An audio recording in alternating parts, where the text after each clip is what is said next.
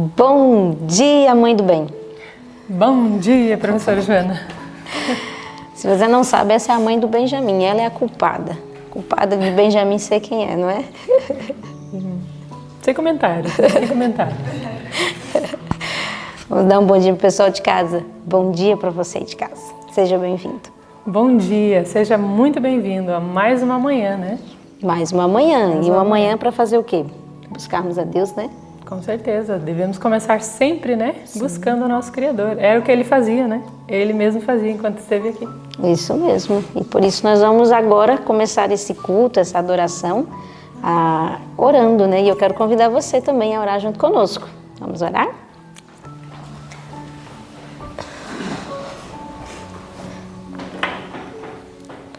Querido Deus e Pai, que alegria, Senhor, é poder estarmos agora neste momento para abrir o nosso coração e ouvir a Tua voz. Amém. Que alegria, Senhor, é termos a certeza que Teu Espírito Santo se envolve conosco para nos instruir e nos corrigir.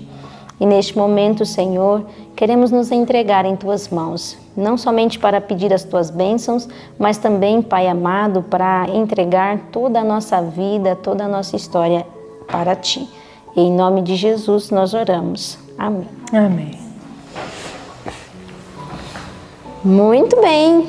E se nós gostamos de adorar a Deus de manhãzinha, né, logo cedo, antes mesmo do sol raiar, então você vai dizer pra gente qual hino que a gente vai cantar hoje. Nós vamos cantar um hino, É Manhã no Coração.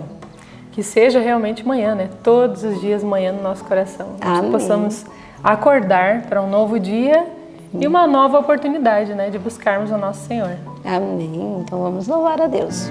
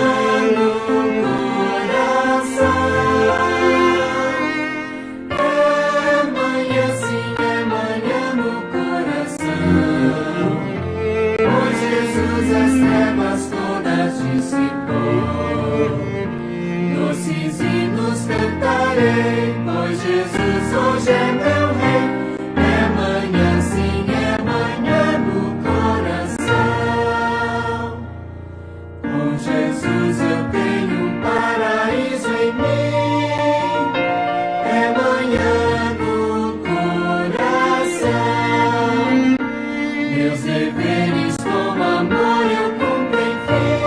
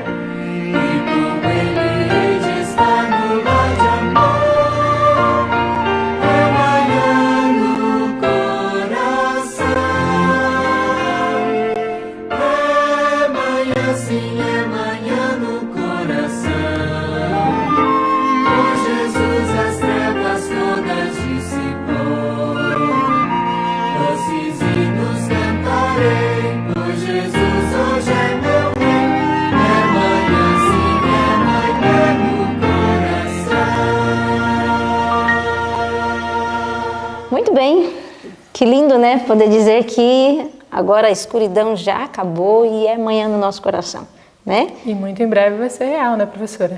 Logo, Sim. logo o nosso rei vem voltando para nos resgatar e vai ser manhã realmente no nosso coração. Agora para a eternidade sem fim, né? Nunca mais sofrimento, nunca mais à noite, né? Só amanhã.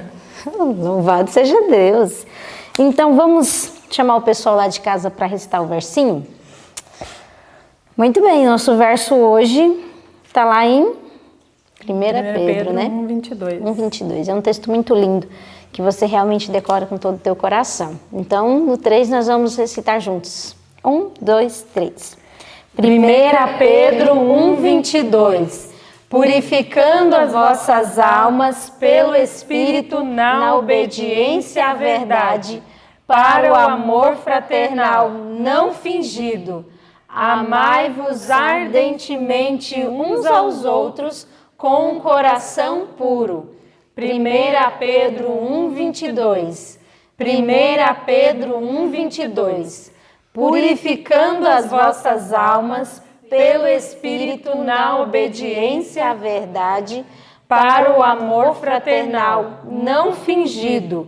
Amai-vos ardentemente uns aos outros com um coração puro.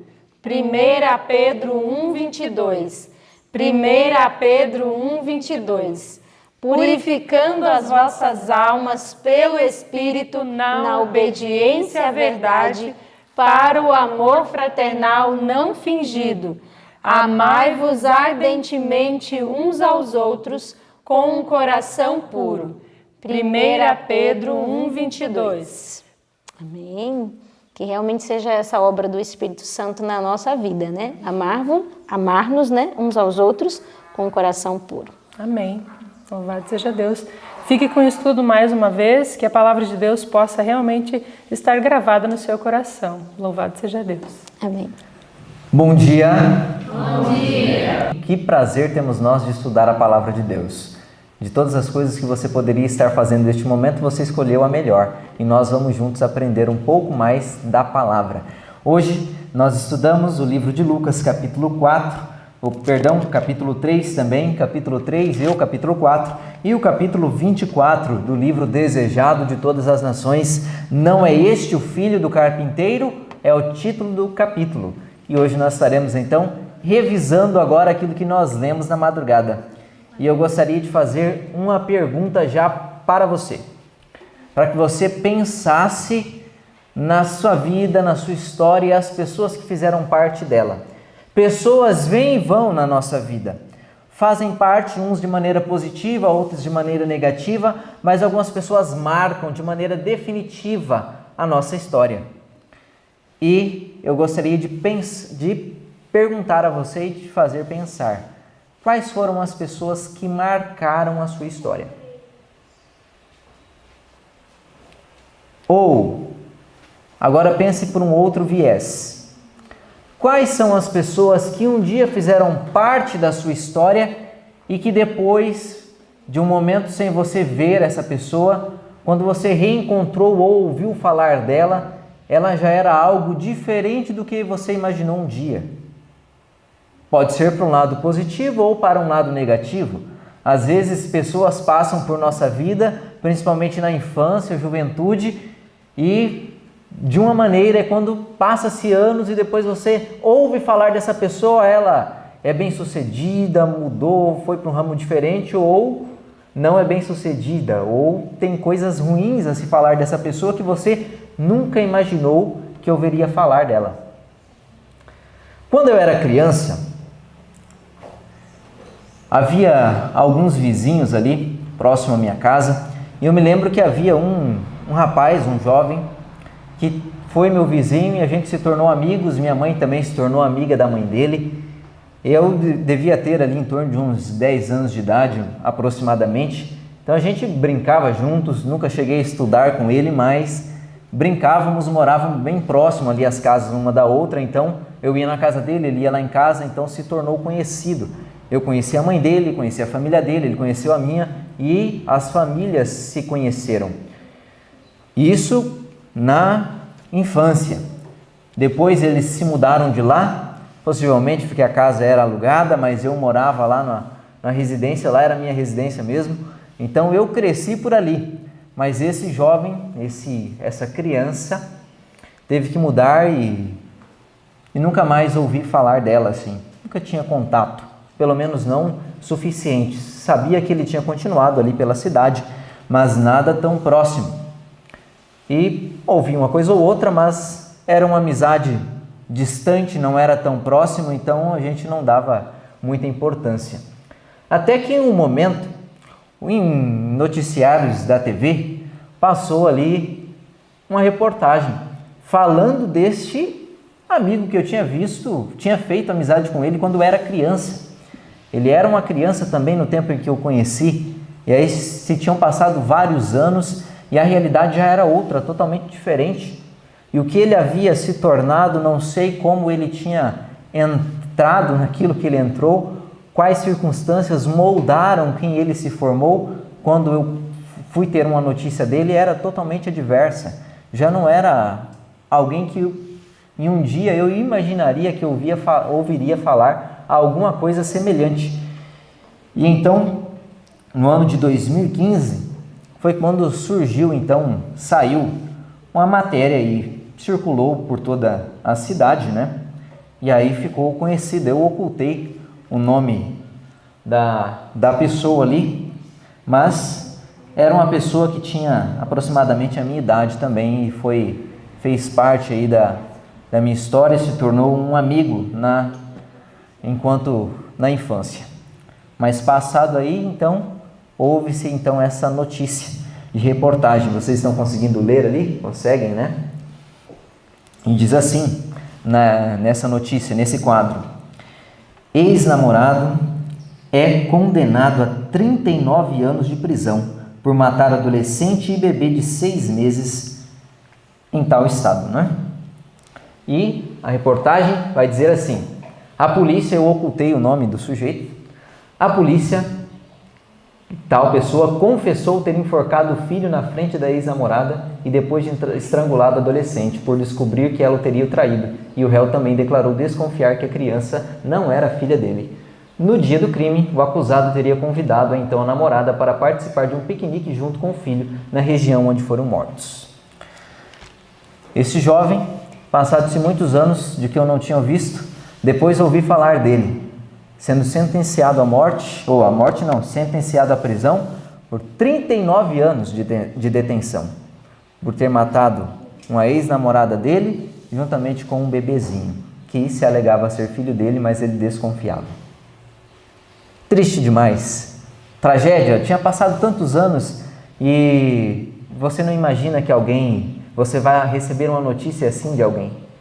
Você não espera, você deseja coisas boas, mas às vezes aparecem coisas ruins. Me lembro que minha mãe também no tempo estranhou porque ela chegou a conhecer ele e a família. E foi estranho ouvir aquilo. Então a realidade é que em alguns momentos nós vemos o desenrolar da vida de algumas pessoas e às vezes nos assombram ou às vezes nos motivam também. Às vezes nós conhecemos pessoas que cresceram e se tornaram algo fabuloso. E às vezes tem pessoas que você olha e pensa na miséria e fala, como chegou a esse ponto? E a história de hoje nós vamos ver sobre alguém que passou ausente um pequeno espaço de tempo de uma localidade onde ele morava, mas que tinha feito parte daquela região e era conhecido de todos, as famílias se conheciam, ele tinha feito amigos na infância, na adolescência, na juventude, tinha sido conhecido por algumas pessoas, mas em dado momento essa pessoa se ausenta daquele lugar e passado-se algum tempo, não muito, ele retorna, mas agora ele retorna surpreendendo a todos. Retorna sendo ali uma surpresa para aqueles que o viram crescer. Vamos abrir a Bíblia lá em Lucas capítulo 4. E essa surpresa era um tanto positiva, não era negativa como a história que eu acabei de comentar com vocês, mas era algo muito positivo sobre essa pessoa.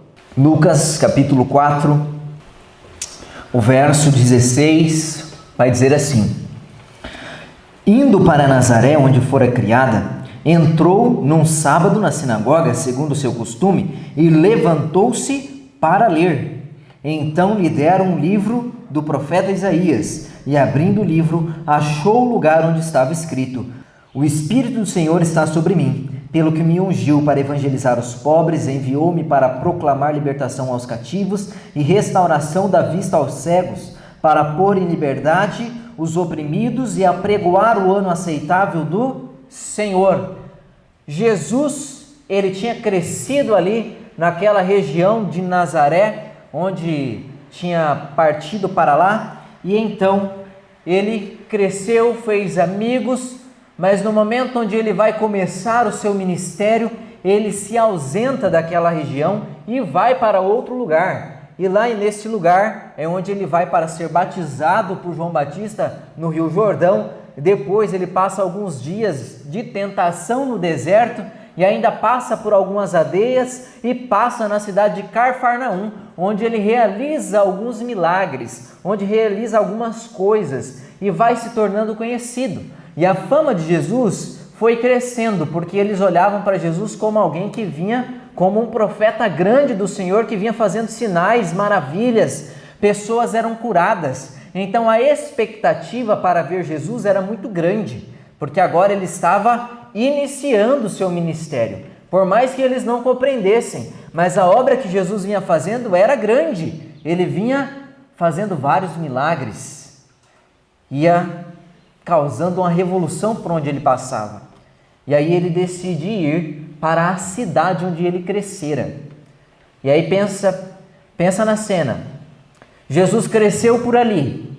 Ali tinha pessoas que tinham convivido com ele na infância, na adolescência, jovens que um dia haviam brincado com ele, pessoas que tinham frequentado a mesma igreja que Jesus, pessoas que moravam vizinho à casa de Jesus. Então eram pessoas familiares.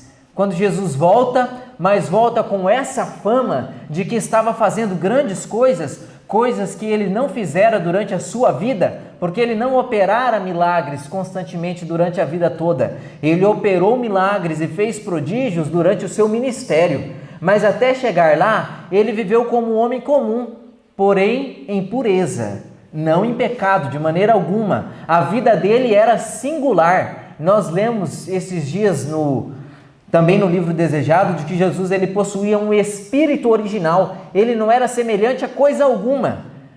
Há crianças, há jovens que nós comparamos, fulano tem atitude parecida com daquele ou até mesmo aparência. Jesus era original, Jesus não se parecia, Jesus era a pureza em pessoa, Jesus era diferente de tudo aquilo que eles estavam acostumados. E agora quando Jesus volta para lá, com toda essa fama que estava percorrendo a circunvizinhança, quando ele vai à sinagoga, dão espaço para ele ler.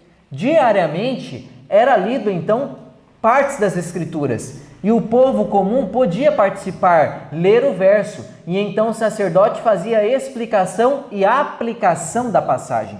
E Jesus, quando estava na sinagoga, então ele é convidado a ler. Então alguém dá o livro do profeta Isaías na mão dele, para que ele leia. E aí ele vai e encontra um verso e lê.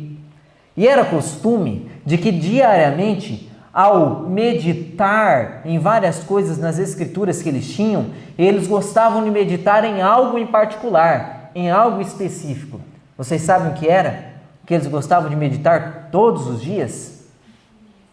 A vinda do Messias. Isso era o que enchia o coração deles de esperança. Então eles meditavam diariamente na vinda do libertador, na vinda do Messias. E aí vem Jesus e vai ler ainda algo referente ao Messias. E eu gostaria de ler uma passagem que eles liam, aplicavam ao Messias, porque é uma passagem referente ao Messias, e gostavam de meditar nela. Abra sua Bíblia em Deuteronômio capítulo 18, e o verso é o verso 15. Esse é um verso que eles gostavam de ler para falar da obra do Messias e dar ênfase no que ele faria. Deuteronômio capítulo 18, verso é o 15. E lá nós encontramos o seguinte relato: O Senhor teu Deus te levantará um profeta do meio de ti, de teus irmãos, como eu, a ele ouvireis. Esse era Moisés falando para o povo. E ele falou: olha, Deus vai levantar do meio de vocês um profeta como eu, parecido com Moisés, e vocês vão dar ouvidos a esse profeta que Deus vai levantar.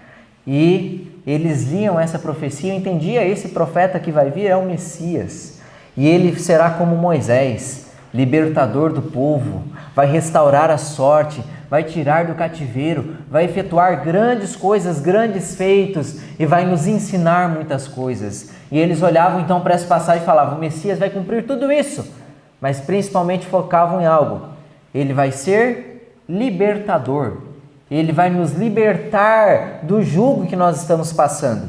E eles estavam sendo então oprimidos por uma outra nação agora. Eles estavam sendo oprimidos por Roma. Roma é que dominava, Roma regia todas as coisas, e eles sofriam muito, não tinham independência nacional, eram sujeitos ao governo romano, então eles queriam libertação, e eles ficavam lendo então todos os dias esse tipo de passagem para falar: um dia o Messias vai vir, e ele vai efetuar grandes coisas, e vai nos libertar dessa opressão que nós estamos passando. Então eles iam alimentando essa esperança de libertação através da vida do Messias. E quando Jesus foi ao templo, já com toda aquela fama, e deram o livro do profeta Isaías em suas mãos para que ele o lesse, então ele leu uma passagem. Vamos ler, vamos só rememorar aquilo que ele leu, porque eu acabei de ler, lá em Lucas capítulo 4, o verso 18, foi o que ele leu a essas pessoas. Lucas 4,18: o Espírito do Senhor está sobre mim, pelo que me ungiu para evangelizar os pobres, enviou-me para proclamar libertação aos cativos, restauração da vista aos cegos, para pôr em liberdade os oprimidos, e apregoar o ano aceitável do Senhor. Tendo fechado o livro, devolveu ao assistente e sentou-se, e todos na sinagoga tinham os olhos fitos nele. Quando ele terminou de ler, ele entregou o livro, se assentou, e agora ele havia chamado para si a atenção de todos. Todos na sinagoga estavam calados, olhando para ele, pensando no que ele iria dizer, porque o texto que ele acabara de ler era um texto referente à vinda do Messias, à libertação de muita opressão. E aí então, diante dessa leitura, olha a explicação que Jesus vai dar. Verso 21. Então passou Jesus a dizer-lhe: hoje se cumpriu a escritura que acabais de ouvir. Todos lhe davam testemunho e se maravilhavam das palavras de graça de que lhe saíam dos lábios, e perguntavam: não é este o filho de José? Quando Jesus falou estas palavras de libertação e falou que naquele momento havia se cumprido então essa escritura, e eles, olhando para Jesus, o rejeitaram no seu coração, porque Jesus acabara de dizer que tudo aquilo que ele havia relatado acabara-se de se cumprir. E eles não entendiam que aqueles versos, que aquilo se cumpriria com a vida deles. Porque olha só o que o verso disse. O verso disse o seguinte, olha só: o Espírito do Senhor está sobre mim, pelo que me ungiu para evangelizar Evangelizar quem? Os pobres. Enviou-me para proclamar libertação aos cativos, restauração da vista aos cegos, e para pôr em liberdade os oprimidos. Então, quando Jesus lê isso diante de toda a congregação, e no final ele conclui: hoje se cumpriu isso. Os cegos viram, os cativos foram libertos, os pobres foram assessorados. E aí eles olharam para aquilo e resistiram à mensagem de Jesus, porque Jesus estava chamando eles de pobres, presos, cegos, oprimidos, e que através da presença dele ali, aquilo se iria efetuar. E aí eles não aceitaram isso. porque eles não estavam dispostos a aceitar de que eles eram cegos, de que eles eram pobres, de que eles eram oprimidos como povo, não digo só pelos romanos, mas essa condição deplorável. Então eles imaginaram, alimentaram o orgulho no coração e rejeitaram essa mensagem de Jesus. E por isso eles falaram, quando Jesus disse essas palavras: não é este o filho de José? Não é este o Jesus que cresceu com a gente? Não é esse que nós conhecemos seus pais, seus irmãos? Conhecemos todo mundo. Em outras palavras, eles queriam dizer: o que esse homem está dizendo? Quem é ele para dizer uma coisa dessa? Se sentiram ofendidos e então rejeitaram a obra que Jesus estava iniciando. Não queriam aceitar de que se cumprira isso na vida através dele, onde ele disse: o Espírito do Senhor está sobre mim e agora vocês passarão por essas coisas. Então eles rejeitaram isso, porque Jesus não correspondia àquilo que eles estavam esperando pelo Messias. Jesus não correspondia a toda aquela mensagem. E naquele momento, onde então ele passara por aquilo, Satanás estava trabalhando no coração de cada uma daquelas pessoas, para que eles rejeitassem a obra que Jesus tinha vindo para fazer. Satanás, numa das passagens que nós lemos hoje no livro do Desejado, de que Satanás decidira que os olhos cegos não se abririam naqueles dias, nem almas cativas seriam postas em liberdade. Com intensa energia, operou para os confirmar na incredulidade. Satanás estava decidindo por eles. Naquele momento onde Jesus tinha vindo, naquele dia, para dar vista aos cegos, trazer libertação, libertar os oprimidos, Satanás decidiu se opor para que isso realmente não acontecesse.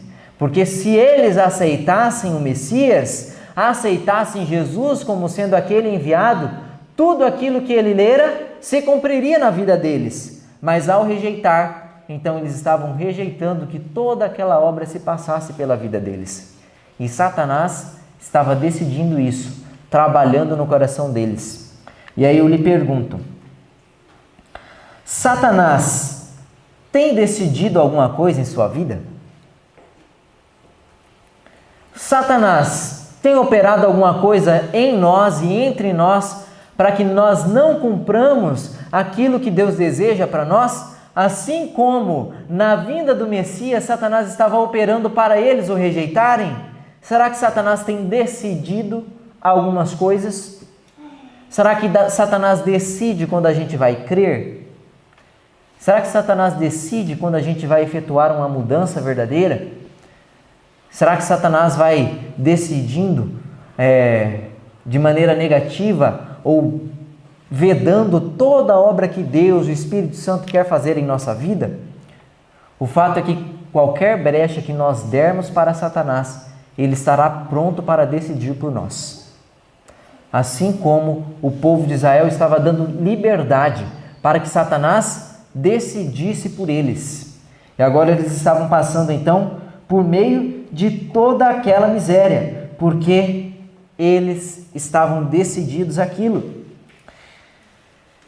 E diante disso, olha só o que esse texto também vai dizer: aos servos a quem Deus escolhera, não tinha sido permitido trabalhar, por um povo de coração duro e incrédulo. Quando eles, então, fecharam o coração para Jesus, Jesus leu aquilo que havia no coração deles.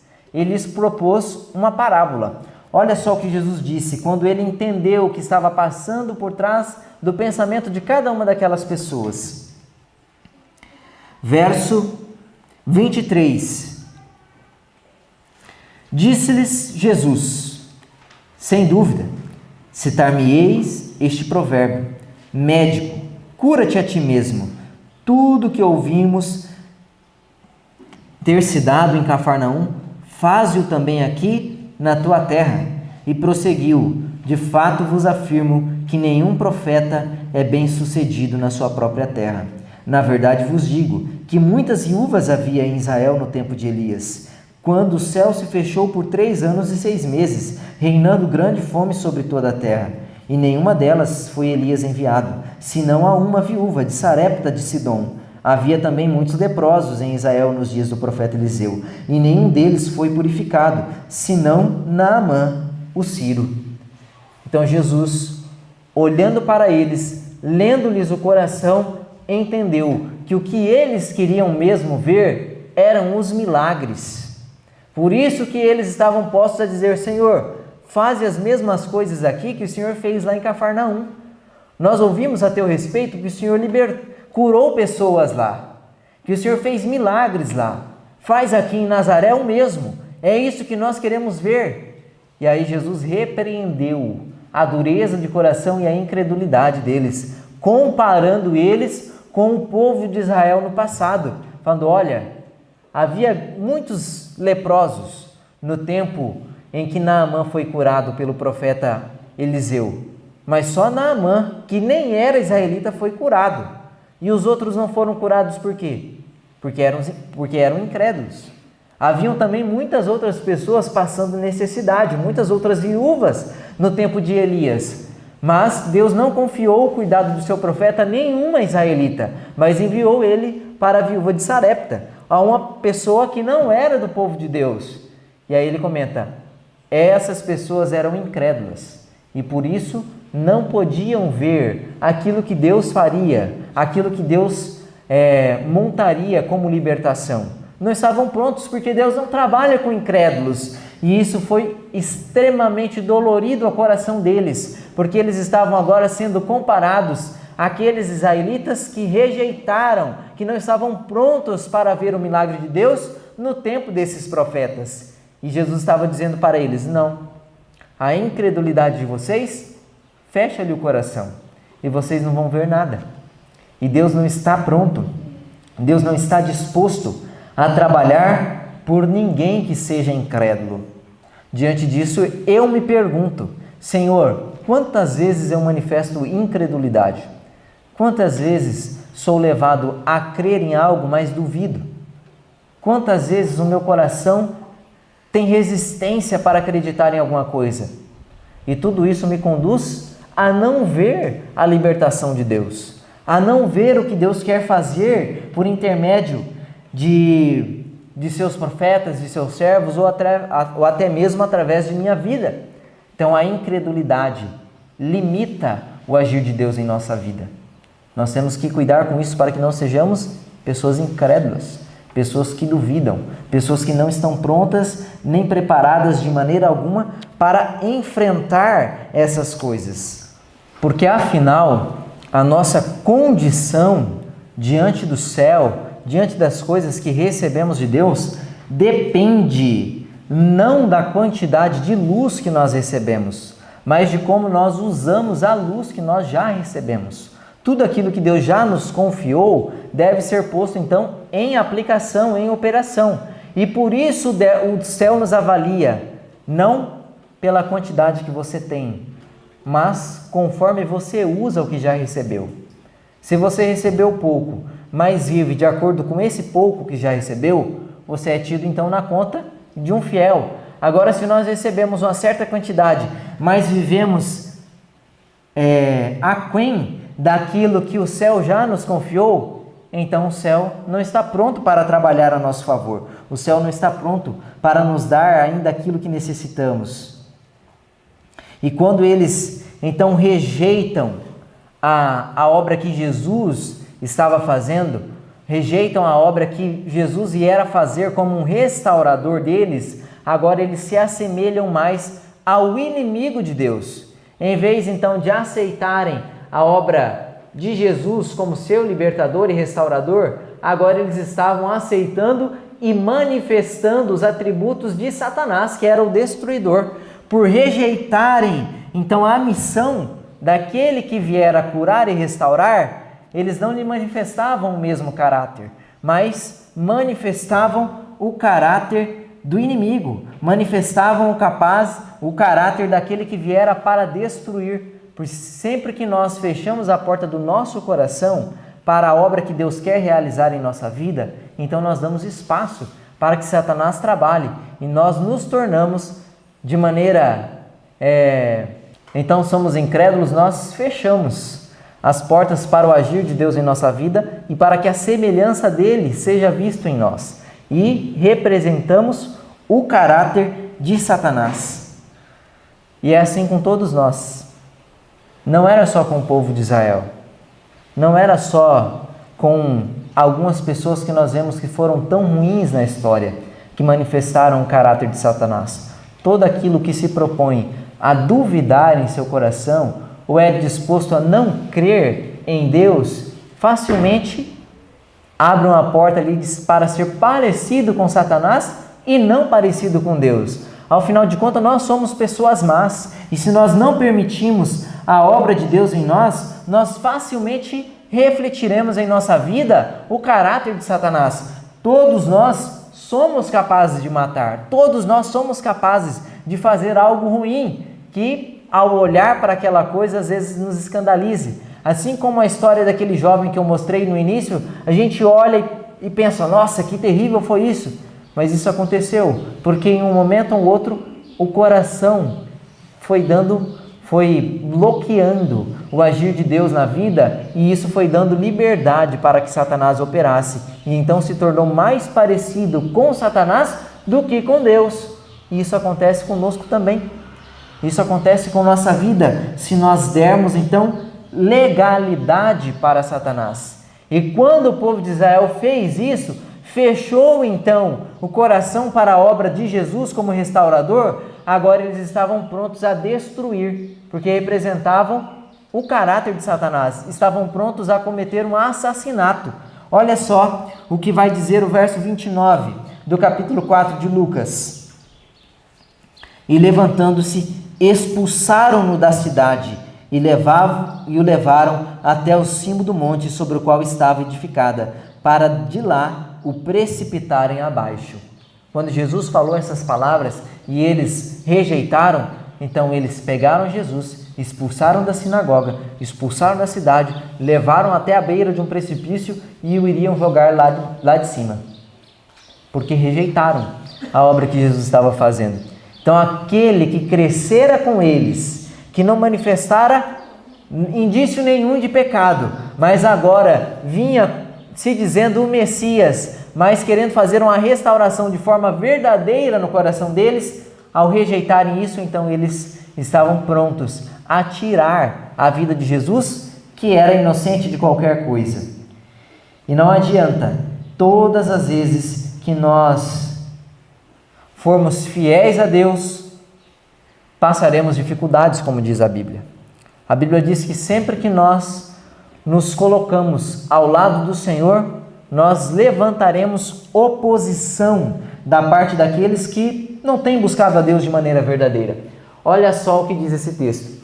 Assim, em todas as épocas, os anjos têm estado perto dos fiéis seguidores de Cristo. A grande confederação do mal acha-se aparelhada contra todos os que querem vencer. Em todos os tempos, todas as pessoas que querem vencer, os anjos maus se acham aparelhados contra. Você acordou hoje disposto a vencer? Você acordou hoje disposto a abandonar algumas coisas? Você acordou hoje disposto a tomar algumas decisões? Saiba que há anjos maus que se lhe opõem a isso, para que você não vença. Sempre que alguém quer vencer, anjos do mal estão aparelhados contra, para evitar o crescimento.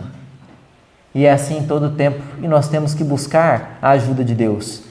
E quando Jesus foi, então, levado para o cimo do monte para ser atirado de lá, o verso 30 do capítulo 4 vai dizer: porém Jesus, passando por entre eles, retirou-se.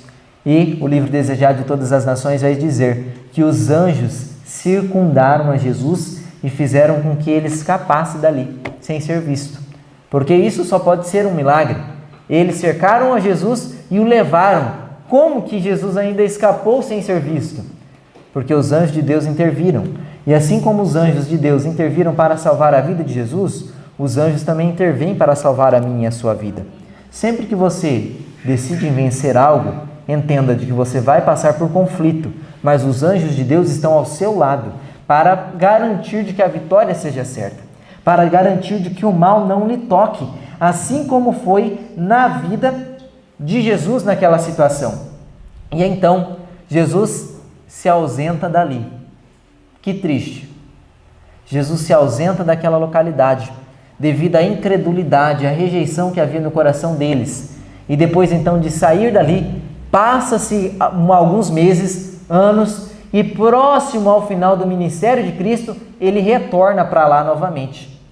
E aí ele retorna e é confrontado com a mesma situação. Algumas pessoas perguntarem, depois de ele tentar os conduzir ao caminho correto, as pessoas exclamam a mesma coisa: não é esse o filho de José, o filho do carpinteiro? Nós não lhe conhecemos a toda a sua família? Como ele tem a audácia de vir falar isso conosco? E aí Jesus se retira de Nazaré para nunca mais voltar ali. E é isso que vai dizer o texto do Desejado, página 241, segundo parágrafo.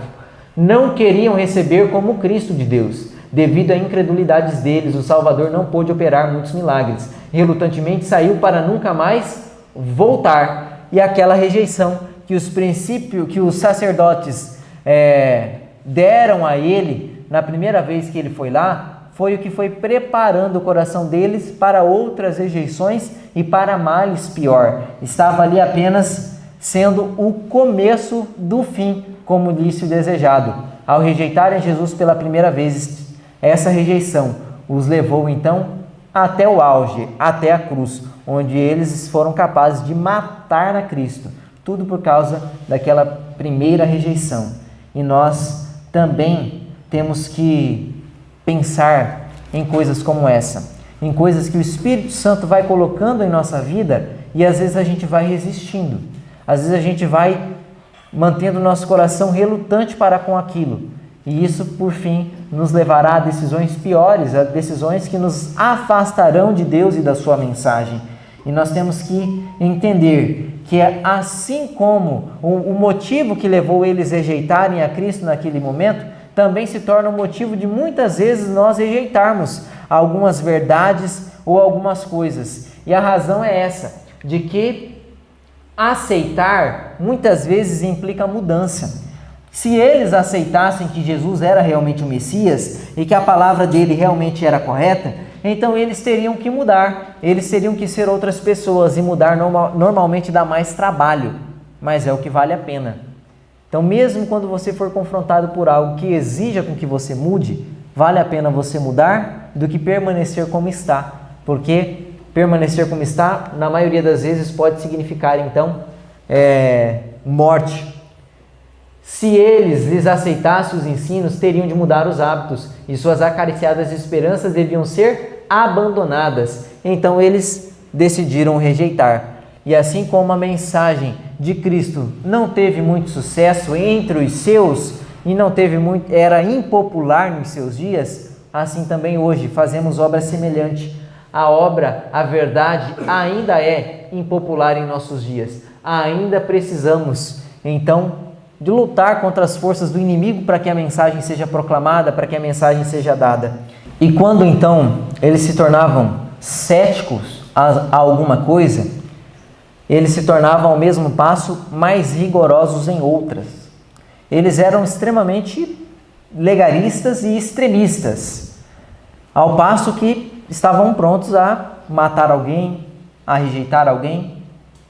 E olha só o que o livro Desejado veio trazer. À medida que declinava a verdadeira piedade, tornavam-se mais zelosos de suas tradições e cerimônias. Ao passo de que eles iam deixando o amor a Deus, eles se tornavam mais rigorosos em cerimônias, mais rigorosos no zelo fanático que eles tinham, e assim também é em nossos dias. Sempre que alguém se afasta de Deus, mas decide mesmo assim fazer a obra, na maioria dos casos vai se manifestar em alguém que é muito rígido, muito rigoroso, um zelo fanático, um zelo absurdo, porque se afasta da verdadeira piedade. Eu gosto muito dessa frase, que vai dizer que todo excesso esconde uma falta. Qualquer coisa que está de maneira excessiva em sua vida tem o princípio em uma falta que você quer esconder. Se você é extremamente rigoroso em algo, não é equilibrado, algo está sendo escondido pelo excesso em algumas coisas. Porque todo cristão verdadeiro e que é unido a Cristo vai ser alguém equilibrado. Não vai ser alguém fraco em uma coisa e forte em outra, mas vai andar no equilíbrio, não vai ser fanático. E isso eles manifestavam, porque lhes faltava a verdadeira piedade, eles estavam fracos em algo. E eles, ao olharem então para Cristo, verem toda aquela situação, no coração deles eles montaram algo. Ao olhar para Jesus como alguém humilde e simples, pensaram, não, esse Jesus é pobre demais para ser um rei. É humilde demais, é modesto demais para ser o Messias. E o rejeitaram. E nós estávamos comentando alguns dias atrás a respeito disso, de como eles rejeitaram a Cristo e que talvez se Jesus viesse com todo aquele esplendor, aquela aparência externa, talvez o teriam aceitado, porque é isso que eles buscavam, honra e glória. Mas o texto de hoje, o estudo de hoje veio trazendo algo a mais, acrescentando algo a isso, de que não foi somente porque Jesus não veio com glória de que eles o rejeitaram, mas foi baseado em outra coisa. E isso está no final do nosso capítulo de hoje. Não foi apenas a ausência de glória exterior na vida de Jesus que levou os judeus a rejeitá-lo. Ele era a personificação da pureza e eles eram impuros. O que levou eles a rejeitarem a Jesus de maneira real foi porque eles eram impuros e Jesus era puro. Jesus não era agradável aos seus olhos. E muitas vezes nos aproximar de algumas pessoas não se torna algo agradável. Mas pode ser que talvez essa pessoa seja mais pura que você e você se sinta constrangido em estar em sua presença. E por isso a gente precisa reavaliar o nosso coração. Quando a gente tem antipatia com algumas coisas, pode ser porque o nosso coração ainda é impuro. E se aproximar da pureza não é coisa fácil. Assim como para os judeus não foi, e por isso então eles o rejeitaram totalmente. E com isso nós aprendemos que nós necessitamos, de maneira constante, buscar a Jesus e permitir que Ele se manifeste em nossa vida. Sempre que você der espaço para qualquer incredulidade, pode ter certeza que você vai se distanciar de Cristo, vai deixar de refletir os seus atributos e vai se parecer mais com Satanás do que com Deus. Essa é a triste realidade, porque nós somos maus. Mas que nós possamos permitir que Jesus faça uma obra em nossa vida e que a nossa vida seja então transformada, que nós deixemos de ser pessoas impuras, mas que possamos viver em pureza, para que as coisas vindas de Deus não nos afastem, mas nos aproximem. E para isso nós temos que ter um coração renovado, um coração novo. Que Deus nos abençoe nesse dia e que nós não venhamos a rejeitar, assim como aqueles judeus o rejeitaram, exclamando, não é este o filho de José? Tão simples, nós o conhecemos. Que o nosso conhecimento que nós temos de Cristo possa nos aproximar mais dele e não nos esquivar dele. Que Deus nos abençoe, que Deus te dê um ótimo dia, você de casa, que você também se aproxime muito de Cristo nesse dia e que a obra dele, a obra que ele veio fazer e quer fazer em sua vida, seja concluída através da sua graça e do Espírito Santo. Vamos orar neste momento para que Deus nos abençoe e efetue toda a obra em nossa vida. Senhor nosso Deus, muito obrigado por sua companhia. Nós vimos hoje através do estudo como os judeus foram se encaminhando para te rejeitar e nós não queremos trilhar o mesmo caminho. Não queremos rejeitar os teus planos para a nossa vida. Não queremos rejeitar uma vida de pureza, não queremos rejeitar uma vida de mudança, não queremos ter de aceitar algo e pelo fato de implicar mudança nós acabarmos rejeitando. Não, nós queremos aceitar aquilo que o Senhor tem proposto para nós, mesmo que seja difícil, porque sabemos que valerá a pena ao final. Que o Senhor nos dê a sua presença, que o Senhor nos fortaleça e que o conhecimento que nós temos de Ti possa ser empenhado e aplicado para que possamos estar prontos para lhe receber e não para lhe rejeitar. Dê-nos a Tua companhia, em nome de Jesus. Amém.